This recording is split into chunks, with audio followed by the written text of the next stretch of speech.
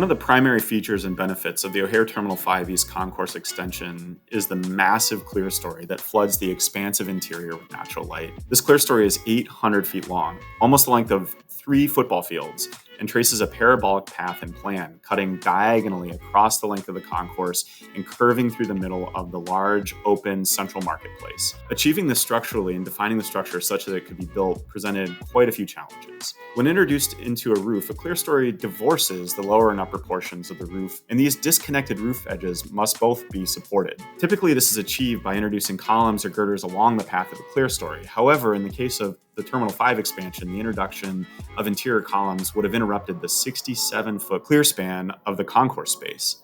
This would have severely diminished the quality of the space, so another alternative had to be found. The structural team's solution was to span the wide flange girders 67 feet across the concourse at regular spacing and introduce a double bend in the girders where they cross the clerestory.